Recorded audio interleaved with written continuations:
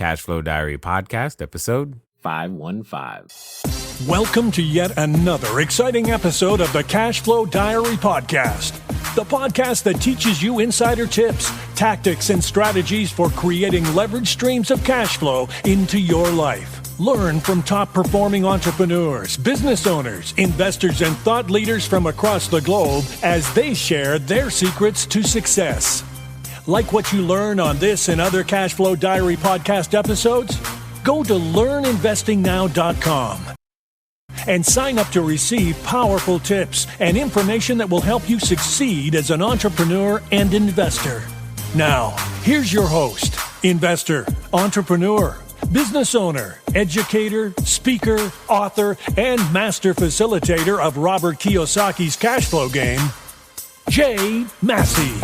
All right, ladies and gentlemen, welcome to another episode of the Cashflow Diary podcast. I'm your host, Jay Massey, and I'm glad that you are here today because when it comes down to building your cash flow, you're doing this for many, many reasons. And I know oftentimes it gets started because, you just had a bad day at work, or maybe you got laid off, or maybe you're like, you know what? Why do other people get to finally do the things that they want to do? What about me? There's usually something that prods and pokes us until we actually get up off the couch and go out there and make something happen. Well, today's entrepreneur has a very similar story, but what I love about her is exactly what she's doing with it, how she is allowing her business to be a part of her life, but not to be her life. And most importantly, she's out there helping you and I do the same thing. I'm, of course, talking about Lisa Phillips, and you may know her from Affordable Real Estate Investments. Many of you, maybe you've attended any of her seminars. Maybe you've been to a website. Maybe you've been out there in the trenches, finding out properties and making it happen. What I love, though, is that when someone goes out there, they find their unlock, they find that key, and that they're willing to share it. She's written a book called Investing in Real Estate Properties for Beginners. That's you. Okay, in case you were wondering. And at the end of the day, what it comes down to is that there's so much to learn in order to get one real estate transaction done. So hearing it again, one more time from another perspective is only going to make you bigger, better, and badder. So let's get ready to listen. Let's get ready to learn and love Lisa Phillips. Lisa, how you doing? Great. And you have a gift for intros. Thank Powerful. you. Thank you. I appreciate that. Well, you are sharing your gift, and what we want to do is we want to find out more. Now, this being the first time that you are here, what I would love to do is I got to ask you the same question I tend to ask everybody the first time that they're here. Are you ready? Yes, sir. All right. I tend to look at today's entrepreneurs a lot like yesterday's superheroes, like Batman, Robin, Wonder Woman, etc. I tend to think that entrepreneurs and superheroes have a ton of things in common. For example, as an entrepreneur, occasionally I can envision myself flying around town, using our products and services, and saving customers one sale at a time. And yes, I probably am wearing a cape or some tights at that moment. Now, also, like a superhero, an entrepreneur has a beginning. For example, if you think about Spider-Man, there was a time where he was just a kid going to school, doing his thing, and then suddenly realizes after being bit by a spider that he's got superhuman abilities, and now he's presented with a choice. Am I going to use this for good or for evil? So my question to you is as follows. Before your book, before your website, before getting involved in real estate, before your deals, before even these big moves you're making today, and all the people that you've helped, what we want to know is, who is Lisa Phillips? Lisa Phillips was born in slightly impoverished situation, but has a strength and conviction that the world can be a better place. And everything around that, every hardship, every challenge comes from that premise that humans do have this spark and ability to achieve what they would like. And that's it. And we can change the world, and I will be a part of that change. That's Lisa Phillips. I like that, especially when how you started with strength and conviction. Now, I know personally from my own experience that strength and conviction is usually built through adversity. So I want to hear like, how did you wait? Did you just wake up one day and go, you know what? I'm going to do real estate. But I'm guessing that that's not the case. So take us on the journey. No, I mean, this is a learning lesson. So you might hear me say, okay, learning lesson number 1, learning lesson number 2, I mean, it goes on, right? Right. So we all, like so many of us out there, having a home is a basic security. Everyone understands the need for it. Everyone wants it. If you have a small shack, you want a house. You have a house, you want a mansion. Like we all have a need for it. Some take it to the extra degree. The creative process of making a house that's bare walls and making it a home, be it do you put baskets on the mantles or pictures up on the wall, there is and painting it that perfect color. There's something about the creation and that craft and the creativity that goes into that and makes it livable and functional that some of us have even stronger than others. So I've always had that. Like a house is a living thing. It's a relationship. And it's going to fulfill some of my needs. I'm going to fulfill some of its needs. And there's a lot of us out there where a house isn't just a house. It's an expression. It's a domicile. It's love. It's warmth. It's safety and or functionality if you're a really organized person. So I've always had that in my gut and as a part of who I am. Now, how I got here was because sometimes that love can have blinders on, right? That love for owning a house can make you not see some red flags in a way, or makes you gloss over some items that shouldn't be glossed over. And all of this really started where I was in love with that idea. And when I was finally able, and I was living in Vegas, I was born and raised there. I just got out of college at UNLV, got my first job. And from 2000 to 2006, living in the city, I saw this huge increase in housing prices. And in my mind, I was like, this is just going to keep going to the moon, right? That was in 2006. Whoa. You're saying it doesn't? Well, all right, lesson number 1. Right. Got it. Right? So I purchased at the top of the market because at that time, I did not know what I know now, right? At that time, I didn't realize it was overinflated, that the whole housing market across the U.S. was overinflated. I didn't know how to read those metrics, know what those metrics are. And I thought people who did know it and could call that stuff for like geniuses or wizards. Like, how do you get that info? So I didn't have any of this. I just had the love. And sometimes love's not enough, right? You got to have your finances.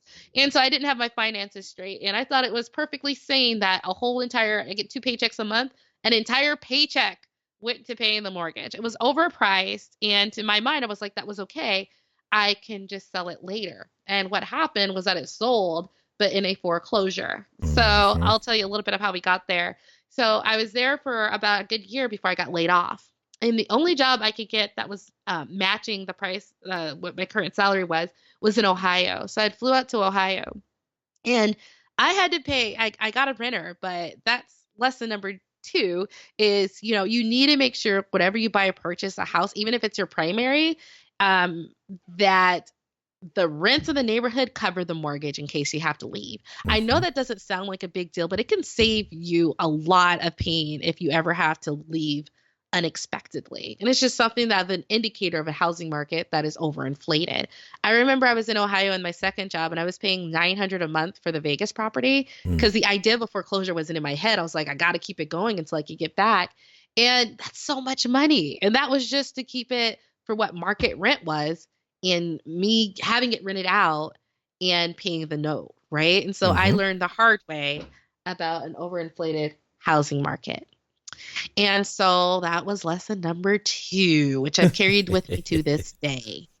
And from that, so I'm in Ohio and I have the second job in Ohio. I'm from Las Vegas. So you can imagine Dayton, Ohio wasn't really culture shock. A little bit. It wasn't really a little different. Like, goodness, I got to get out of here. What do you mean stuff closes at 8 p.m.? I don't understand. I got to go to church. I don't go to church. Y'all have churches? Yeah. Yeah, it's just different. different dynamic than culturally, like what the normal person does out there than where I come from in Las Vegas. And so I didn't really like it. And I found a town an hour hour east called Columbus, Ohio. I was like, well, this is way better than Dayton. I had bought a condo out there and I was in my head, it was $35,000. I was like, oh, well, this is it was in a great neighborhood, right? Because Ohio is the place where I found out that you can have a house that's like $30,000 be in a good neighborhood. Like before on the West Coast, that is not a reality. You're right? like, is that just a roof or what? Yeah, I understand. Well, yeah. Well, you have houses that are $30K. I don't know if I want to live there, right? Over here, like that's legitimate. Like your teacher lives next door and they make a good salary and they make a good living and they have a house so they can raise their kids. And I had purchased a condo out there. And then like 2 weeks after I purchased it for $35,000, I got laid off again. So not only did I have the $900 paying, but then I had this $350, but a $350 mortgage for my condo. Hold on. This was after moving. Yeah. What? Yeah. The Vegas house was like, what am I going to do? Right. And, unless I let it go. The housing market had went from, I think it was worth 60% less than what I purchased it for. So I was in just a holding pattern. And then I got laid off again while I was in Ohio. And I had just purchased this really cheap condo that I was going to like live in.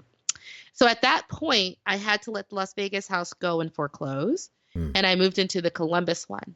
And it was a very interesting place to be. Like on one hand, you don't want to foreclose. But on the other hand, it really made me open my eyes that, these modest price houses can save your life in the middle of a recession. You can't get a job because that $350 mortgage was covered by like my unemployment check. I was like, wow, this is sort of, wow. And I'm in a good neighborhood. And it just really, it saved me at a time I needed saving. Right. Yeah. And it just really struck me like these lower price houses are something you can actually afford and weather through the bad times. It's keeping a roof over my head comfortably. And I know I was just not uppity or something about my housing, but I just had this mind, I wanted the best, but I really sort of humbled myself and go, well, it's okay to like maybe think outside the box when it comes to housing and maybe get something that's more affordable, but doesn't look like your dream neighborhood, but has other potential and growth through you depending on, a job for work. And you could be in the middle of a great recession. Right.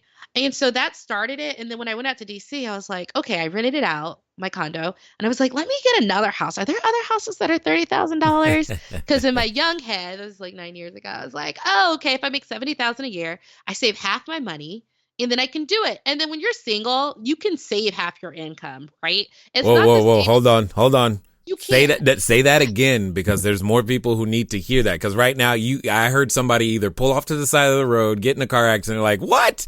No, she did not say that. Say that again. They need to hear it.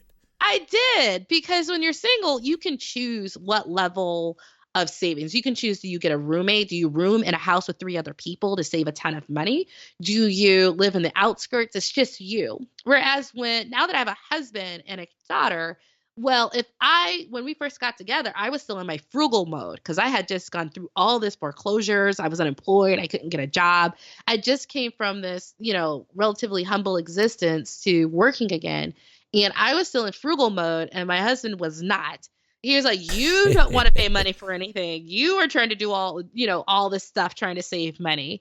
Right. And so when you have a partner, all of a sudden your dream of frugality is not theirs. And I think that it's a lot more complex trying to do something so aggressive. But when it's just you can make that choice on your own without having to consult someone you care about who may have completely opposite viewpoints. So. Indeed, 100%. Now, there's so many things here.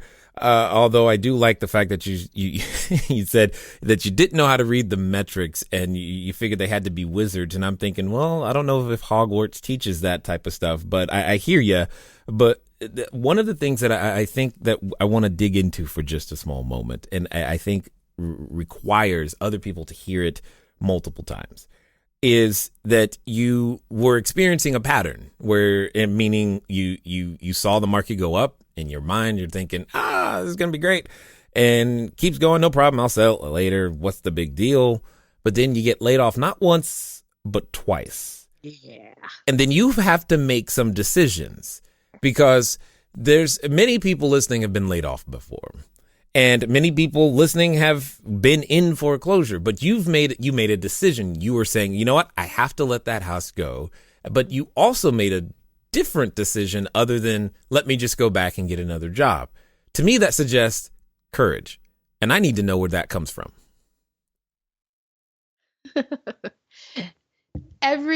Courage comes from being true to who you are. Courage comes from acknowledging your soul and not letting anyone else's thoughts, behaviors, past behaviors, or what they think you should be doing or what they told you is the right route.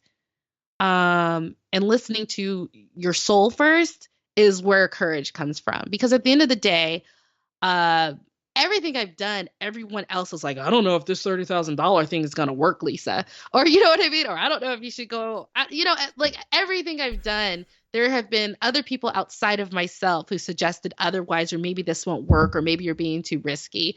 But I have always been someone who listened to like my own internal intuition and guidance. And so, but hold on. You got to understand, other people hear that same voice, but they don't do anything with it. I've heard people say, I heard the back of my voice said this, but I just ignored it. I heard people say that. Yeah. Have you heard people say that? Yes, but you developed the courage to do something with it. But you did something. That's the thing. That's the magic. That's what everyone listening right now goes, but Lisa, you got lucky. You don't understand. No. I can't do that. Yeah, go. My spirit, that's that back of the head thing, Mm-hmm. I have experience listening to it. So by the time I was 27, stuck in this position off in Ohio by my own, by that point, I had been listening to that internal guidance. And I noticed another pattern that when I didn't listen to it, even when it was easier, even when the route seemed easier to not listen and go along with the flow, I've always regretted it. So I will say it wasn't necessarily that they don't have courage, maybe not practice really honoring that voice in the back of the head, which is their soul telling them, I think this is the best move for you to make. And so I was just practiced at it. And that's not always easy because sometimes being your true self isn't always that pleasant to other people. When people are telling you to Did go you left, say if you go sometimes? right. You said right. sometimes. Okay. I just wanted to ease into the conversation. When everyone wants to go right and your soul tells you to go left, that's not easy. When you're in a church and you see something happen, or you're in a school or you're in an environment where you see something happening, or a hospital and everyone is going right and well, I don't think this is right. It's not always easy being that person to listen to your internal system. I'm not saying it's easy, right? But the more practice you get, the easier it gets. And I have found the more I listened to it, the more I came out on top. Okay. So I will say I was practiced by 27 by recognizing not listening to that. I'm happier when I do, even if it's uncomfortable at first, or if it pushes me into another spot. So I will say I was practiced listening to it. And that's what I want to hit on right there. A lot of people, they get to that point. They know they should. They feel like it, but it's uncomfortable. And they don't know what's on the other side of that thing. And it's like a whole bunch of unknowns, and they can't, there's no guarantees. There's no quote unquote surety. There's no safety. There's just nothing but scary stuff. Hello there, entrepreneur. This is Jay Massey. And what I want to say to you is that the number one mistake that I have ever made in business, number one, has been waiting too long to do the books, waiting too long to get the bookkeepers, the accountants, the CPAs, the CFOs involved. And I don't want you to make that same mistake. That mistake cost me over 6 figures. And now for a significant discount, you have the ability to get your books together using FreshBooks. So what I want you to do is I want you to go over to gofreshbooks.com/cashflow diary. Again, that's gofreshbooks.com/cashflow diary. FreshBooks is the easy to use software designed to help you, the small business owner, the freelancer, get organized and save time on invoicing, getting paid faster, keeping those books in order so that it becomes a bonus for you to do your taxes as opposed to a burden.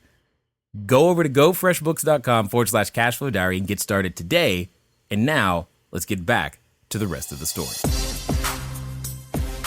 Can I say something on top of that? Because that is such a wonderful point. That is why we don't necessarily take the leap. I will say, in addition to that, there's two other things that will help everyone to start incorporating now, if they could. Optimism, okay?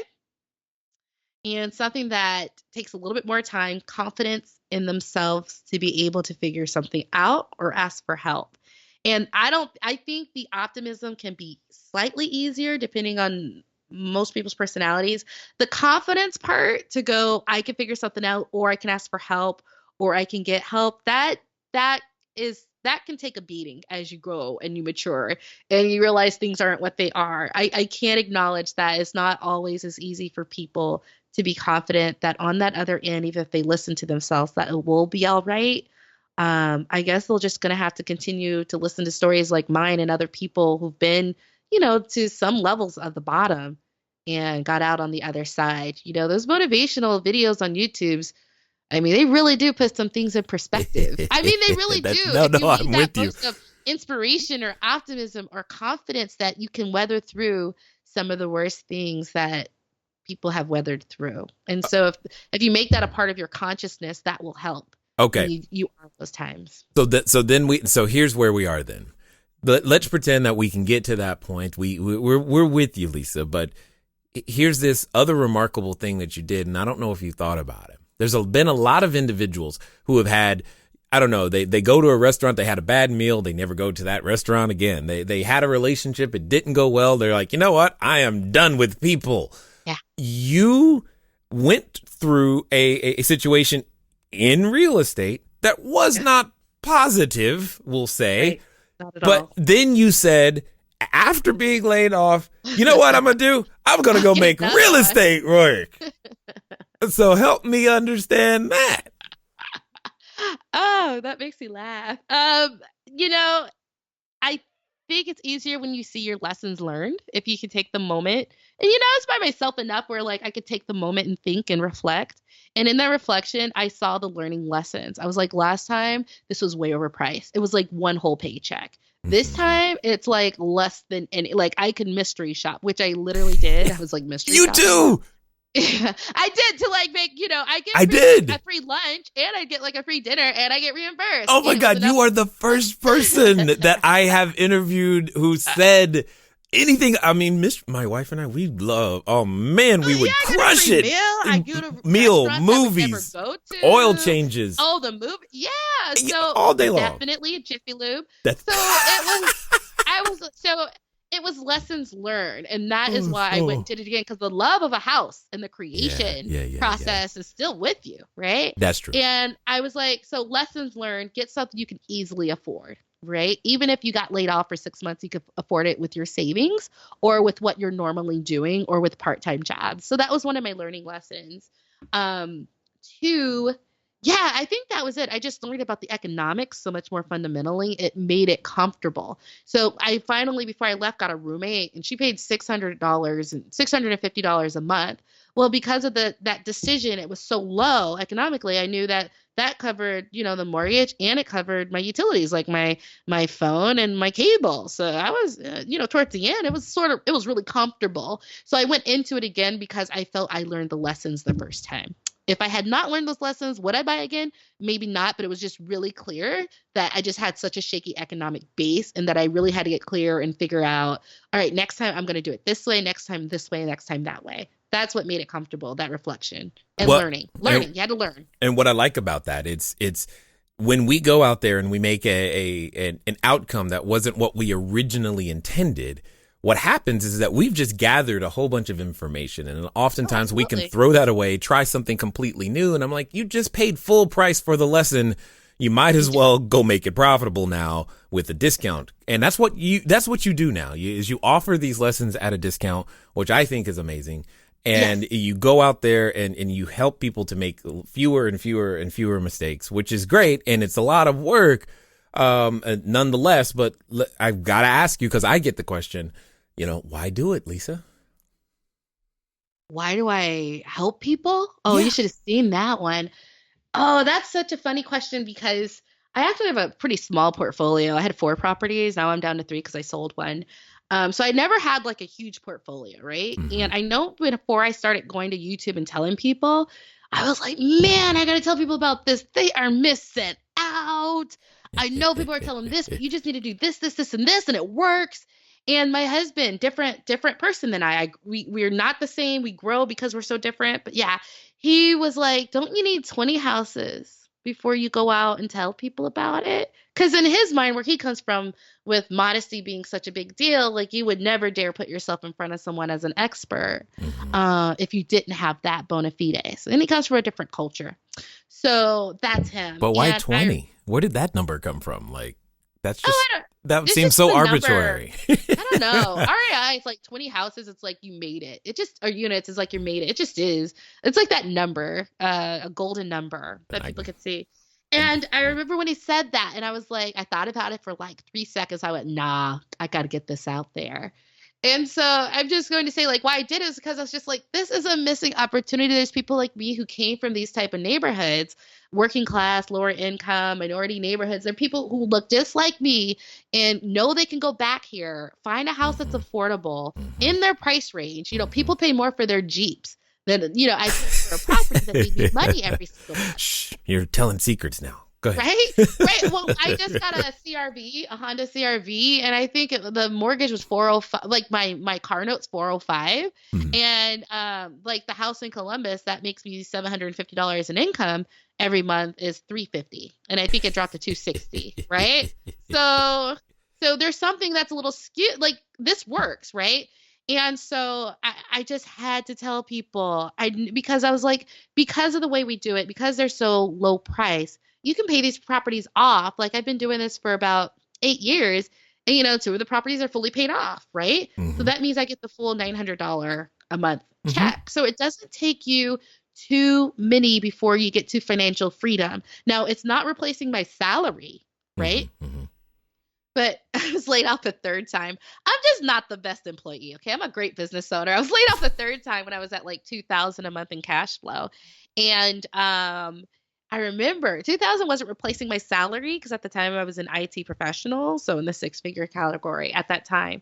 But it was enough where it happened. I didn't have to go out and get another job. I could go, you know what? I really like the online thing. I'm helping people. I see really change. I spread a culture of responsibility. Like it's amazing what I've been able to inspire people to do in a way that they haven't felt the ability to do. And I was able to go full on into that. And it was because of like, 1900 to 2000 in cash flow that I had built up over a few years. And so it was just such a big thing for so little money, but I owned it and it was steady. And it was consistent. You know what I mean? So I like to tell people it doesn't take much to get you to a place where you can then go on and maybe there's a nonprofit you always wanted to start. And this gives you that breathing room for a year to do it and know you're not having the same salary as if you're in your white collar job or working full time, but you can work part time, do what you actually love and see if what you actually love is the thing you should have been doing the whole time. Like this is what I should have been doing the whole time. All those layoffs, it was like, Lisa, stop. You don't take directions well. You're your own boss. I'm really good at getting the job though. I'm super charming, right? But like you keeping it, So like some of us are just not made for that. We're natural leaders and you get hired for that. But like if you're not in a leadership position, it's just harder. If you're working for someone else versus building your own, that passion and spark is gone, which is a part of you that makes things great. And so, it doesn't take more than 2 to 3 to 4 houses sometimes to get to 2,000, 3,000 a month in income that you can survive off of. And in like cash flow, not just income, but like cash flow that you can survive off to do what you're really here to do. And all I do is give people like all this is, I'm not trying to get you to 20. I want you to get to like 3 to 5 to have enough room. And then we always have a conversation and then what? And can I tell you what some of the people, when we get to the then what they say? Yeah, I love sure. this. I had one guy who was like, I want to go to convicts and who are convicted felons and teach them how to be entrepreneurs because I've done really well in my truck business. And I think that's a way to integrate back into society so they don't have to go back to jail. I had another couple and they were like, we want to give back to our communities. We want to go back. The husband wants to show the kids on the street that there's more than just basketball and spend time with the youth. And the girl wanted to do the same. I had a couple of nurses and doctors. They were like, I go around on missions. I want to go over to Rwanda. I want to go over back to my country of Jamaica and open free clinics 6 months out of the year. So when you start getting to that breathing room of what's 2 or 3,000 a month in cash flow, like it's amazing what that little bit can do for you to start giving back in a way that really benefits humanity. And then you start realizing if everyone had this opportunity and got to this point, or if even like 10% more people in this world did this world would be an amazing place, because the person who was maybe depressed had my client who they like to go and sing praise and worship and gospel. He might walk into one of their praise houses now that they're touring around the US and be inspired and lifted up, whereas he might have done something crazy without that person being at the right place in the right time, specifically there just to raise his spirits. And so you really start getting into that bigger function that we could take care of ourselves, but you just need the breathing room to step out into your mission and purpose. And that is a conversation I like to have just as much as how much money you're going to be made, because it's not all about money with me, and the people I attract are sort of on that same page. It's about getting to a stability so we can do more than what we're doing than working for someone else.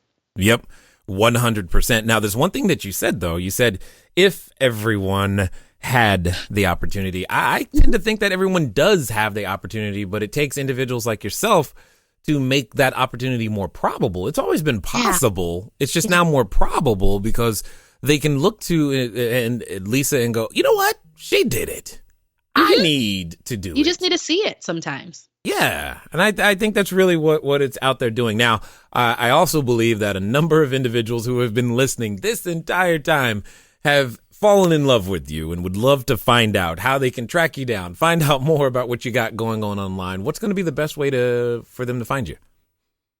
You can reach me at my website, affordablerealestateinvestments.com. It's very straightforward. It's just the words put together. I'm not like anybody into catchy tunes and sayings. So it's like just my engineer comes out. It's affordablerealestateinvestments.com.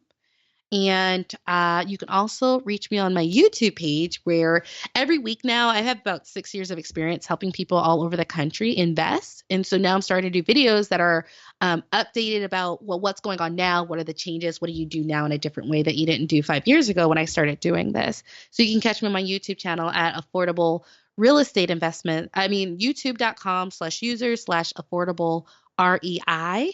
Or you can put Lisa Phillips Real Estate and I should pop right up, and you can see me there. And if you do go to my website, you can get a free paperback copy of my 3-time best-selling book, which is currently on 3 bestsellers list. I'm very happy to say, right next to Sheryl Sandberg's face is my smiling face, Investing in Rental Properties for Beginners. That is, you can get a free paperback copy of the book at my website by paying a small shipping and handling fee if you'd like to partake. So excellent. Now, as we wind down, I've got a final question for you because I'm kind of curious about your answer. I know that, individuals listening, they come to what I like to call the precipice of decision. They've listened this far and they go, you know what? That's it. Today's the day. They're drawing that line in the sand. I'm going to go make this thing happen.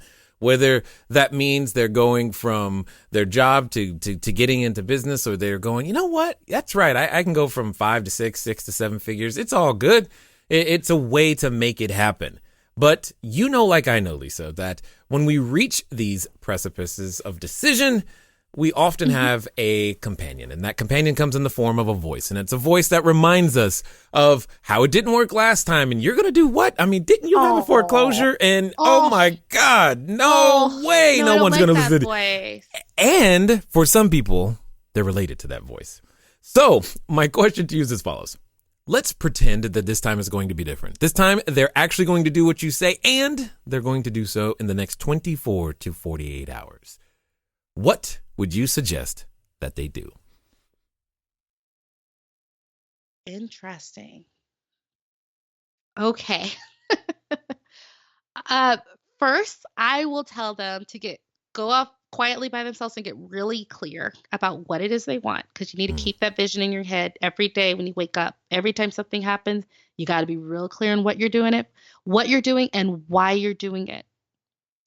And the next step is to try to bolster that strength and that vision, pep yourself up, talk to yourself about that vision, make it in your head, because I just talk in my head, so I'll give you the advice I do for.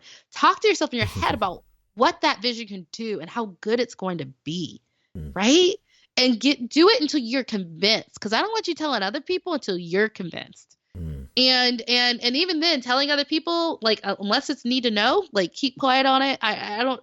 Sometimes people are strong. If you're very confident in who you are, like, then you can tell anyone, and it doesn't matter if they say something wrong. You're like, what did you just say? Like, but that's not everyone, right? Not everyone's like a fighter. They take it to heart, and it really hurts. And so in that case, after you pep yourself up, after you understand fully why you're doing it and what all the benefits are and how it's going to help you, your family, and everyone you know, and how you're going to, and then start like, and then I know this is a risk and this isn't a risk and this is a risk. This is how I might handle this risk. And I'll research how to handle this risk. I'll research how to handle this. Oh, they fail in 90% of businesses fail the first year. How do I not fail? I'll research how to handle that risk, right? So in your head, you'll research and do the research so you can talk to people how to minimize those risks.